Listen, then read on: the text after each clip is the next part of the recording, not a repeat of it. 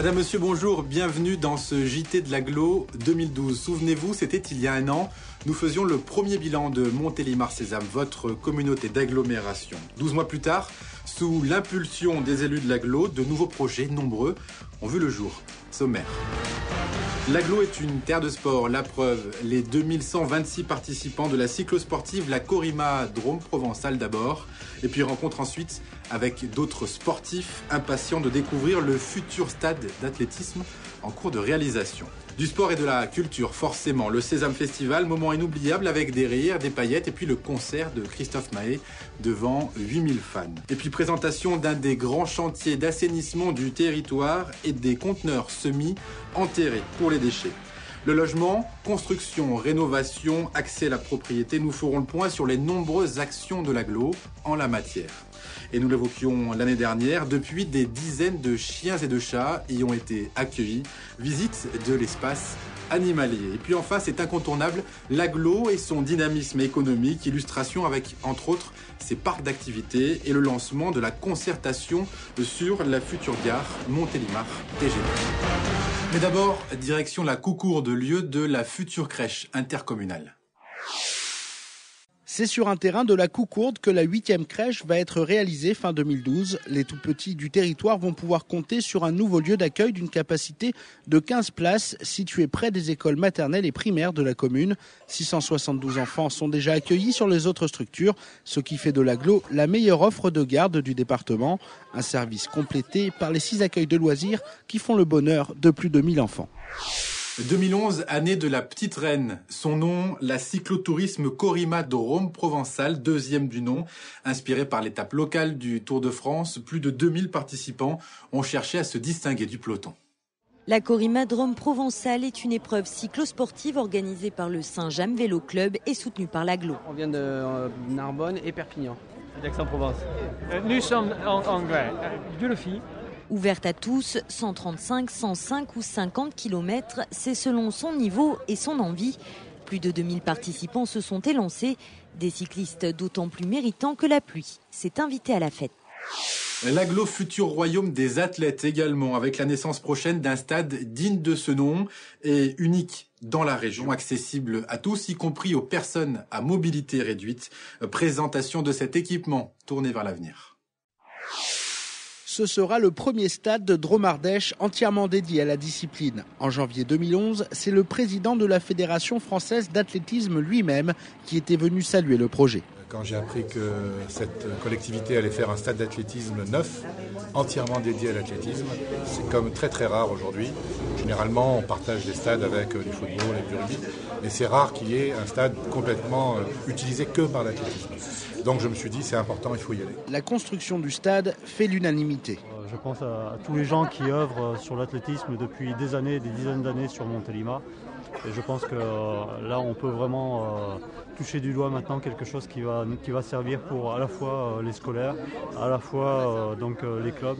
Et on va avoir un outil extraordinaire. La première pierre a été posée, place au chantier pour une ouverture en septembre 2012. Ces images enfin pour conclure ce chapitre du championnat de France de natation handisport au centre aquatique à Loa. J'ai organisé à Montélimar ce championnat de France pour 2 raisons. La première, à Montélimar, vous avez un équipement exceptionnel, beau et qui correspond pile aux normes olympiques. Ça, c'est merveilleux, il n'y en a pas autour. Et la deuxième, c'est que je souhaitais qu'à travers le travail qu'on a fait pendant ces 2 jours, on puisse développer le sport handicapé sur la ville de Montélimar et sur la Sésame. Un beau rayon de soleil avec le Sésame Festival. Cet été, les rires et la bonne humeur ont envahi le territoire grâce à Nicolas Canteloup, Abamania ou encore Christophe Mahé. Bref, que du bonheur. Retour pour le plaisir sur le rendez-vous estival de l'Agglo.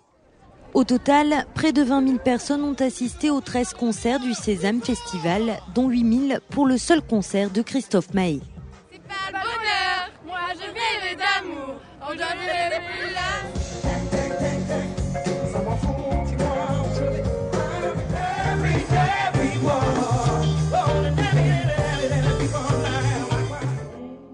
Cette année encore, les artistes ont enchanté toute l'Agglo.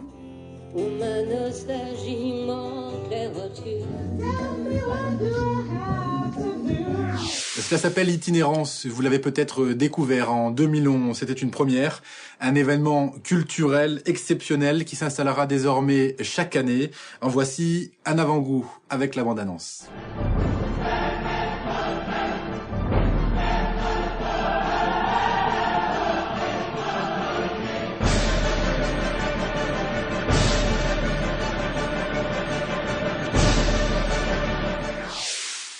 Culture toujours, en bref et en images, avec la journée porte ouverte du Conservatoire Musique et Théâtre. Visite guidée du bâtiment, concerts et pièces de théâtre étaient au programme. Une occasion en or pour les élèves de se découvrir des vocations artistiques. Comme nous allons le voir, l'agglo poursuit son soutien à la construction et à la rénovation de l'habitat. Reportage. En 2011, l'agglo a participé financièrement à la construction par des aménageurs HLM de bâtiments composés de logements locatifs sociaux. À Espeluche, 5 maisons, en Cône, 8 logements, Montélimar, 50 logements à Maubec et Montboucher-sur-Jabron, 15 appartements. Des aides ont également été apportées aux particuliers pour l'accession à la propriété via le pass foncier et pour l'équipement de chauffe-eau solaire. On a fait construire sur Ancône, on est propriétaire depuis peu. On a démarché l'agglomération pour avoir une subvention pour obtenir le pass foncier qui nous a permis de faire construire. Donc on a eu aussi une subvention de 500 € pour l'installation d'un chauffe-eau solaire. Zoom maintenant sur l'un des nombreux travaux d'assainissement du territoire. Alors, il s'agit du raccordement de la Bâtie-Roland sur Montboucher-sur-Jabron, une traduction concrète des bénéfices d'une gestion intercommunale. L'agglo est en charge des 16 stations d'épuration et des réseaux de son territoire. Grâce à son objectif de solidarité intercommunale, Montélimar-Sésame permet aux communes et à leurs habitants de bénéficier de remises aux normes, d'avoir une station d'épuration neuve ou bien encore d'être raccordés sur la station de Montélimar. Cette dernière est conçue pour 100 000 habitants. Ancône, Espeluche, Montboucher-sur-Jabron et l'Homme d'Armes sont déjà raccordés. C'est maintenant au tour de la Bâtie-Roland dont les travaux ont commencé fin 2011. Environnement toujours, côté déchets cette fois, avec l'arrivée des conteneurs semi-enterrés à Châteauneuf-du-Rhône, plus écolo et plus pratique. Vous les verrez bientôt dans toute l'agglo et vous serez forcément séduit. Démonstration. Des conteneurs semi-enterrés sont prévus pour le verre, les emballages et les ordures ménagères. Ils vont peu à peu remplacer avantageusement les regroupements de gros bacs poubelles. Ces conteneurs, dont les emplacements ont été choisis avec les communes, présentent de nombreux avantages. Outre l'esthétisme, ils permettent, grâce à une plus grande contenance, de diminuer le nombre de camions poubelles sur les routes et de maîtriser le coût de ramassage. Ce nouveau système va faciliter le quotidien des habitants, un service à la population qui sera renforcé par l'ouverture d'une 4e déchetterie au nord du territoire en 2012. Un bon point pour l'environnement. Ils ont souvent une place à part dans nos vies. C'est pourquoi l'agglo a tenu à construire un espace de confort pour les chiens et les chats à l'abandon. Un espace qui rassemble refuge et fourrière. Visite. Entre la fourrière et le refuge, ce sont 160 animaux que le site peut recevoir. Ce bâtiment neuf, inauguré par les élus en septembre, est équipé d'une toiture végétalisée, de la récupération des eaux de pluie et d'un chauffe-eau solaire. Cette réalisation ravit les gestionnaires et pensionnaires et devrait permettre d'augmenter les adoptions. Les projets économiques ne manquent pas sur le territoire. Il faut dire que sa position géographique, son cadre de vie et son dynamisme en font un acteur stratégique majeur de la vallée du Rhône. En voici une première illustration avec 3 parcs d'activités en cours de réalisation. C'est une priorité majeure pour l'agglo qui poursuit le développement de ces parcs d'activités afin de répondre aux demandes d'implantation d'entreprises. 3 nouveaux parcs sont ainsi créés. 19 lots à la Coucourde, 25 lots à Châteauneuf-du-Rhône, 25 lots à la Bâtie-Roland. Les créations se font de façon équilibrée sur le territoire. J'ai choisi de m'installer sur le parc d'activités de Châteauneuf-du-Rhône. Cette zone était très bien implantée géographiquement, c'est-à-dire que nous nous trouvons à moins d'1 kilomètre du péage de l'autoroute, ce qui nous permettra donc de mieux effectuer nos départs de marchandises. La parcelle fait 20 568 m².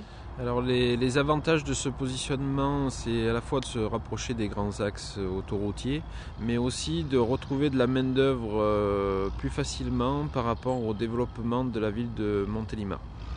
Nous vendons des verres de résistance au feu qui sont soumis au code de la réglementation incendie. Le projet est de construire un atelier de 1100 m², pour qu'on puisse agrandir. On se réserve la place d'agrandir. Je me suis adressé au service développement économique de l'agglomération qui m'a accompagné dans les différentes démarches dès la création de l'entreprise. L'activité s'étant développée rapidement, je me suis adressé de nouveau à eux pour m'accompagner dans ce projet d'implantation sur la commune de Châteauneuf du Rhône. Ces sites, qui ont rapidement séduit les entrepreneurs, offrent 140 000 m² de terrain. Alors la société Bois Habitat a développé un concept de préfabrication en atelier de murs à ossature bois pour des maisons à ossature bois.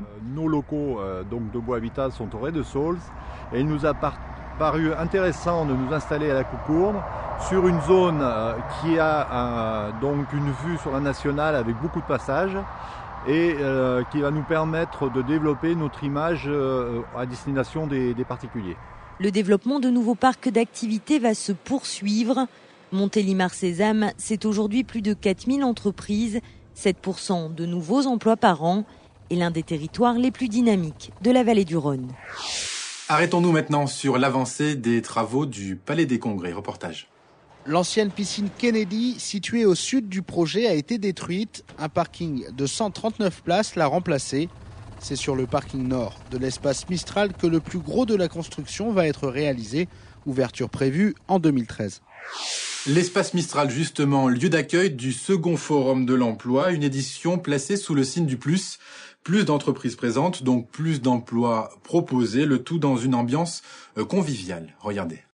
Ils étaient déjà nombreux à l'ouverture du Forum de l'Emploi et près de 3400 sur les 2 jours. Là, c'est du direct. On peut directement voir les employeurs, comme on dit directement, les patrons. Il est vrai que l'édition 2011 réunissait toutes les chances de trouver un emploi. J'espère. En tout cas, j'essaie de poser un peu des CV de partout. Il y a plein d'entreprises. On a l'occasion de voir des entreprises peut-être qu'on n'a peut-être pas forcément l'idée d'aller voir. 541 offres d'embauche étaient proposées par les quelques 60 entreprises présentes aux côtés des organismes de formation et institutionnels. L'emploi est au cœur des priorités des élus de l'agglo. L'organisation du forum permet aux demandeurs d'emploi et aux entreprises de rendre plus conviviale leur démarche. Un véritable succès qui sera complété en 2012 par la création en avril du forum des jobs d'été. Avant de terminer ce journal, impossible de ne pas parler de la future gare Montélimar TGV. La première étape, la consultation de la population, a commencé. Une concertation a été lancée pour que les habitants du bassin de vie puissent être informés sur le projet et faire part de leur avis. Après les expositions et l'envoi d'un document, place en 2012 aux réunions publiques. L'infrastructure, dont l'ouverture est prévue en 2018, pourra recevoir 300 000 visiteurs par an, garantir dans l'avenir la desserte du territoire par des TGV et entraîner un fort développement touristique et économique.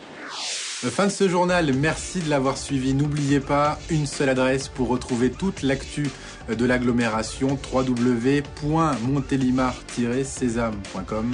À bientôt.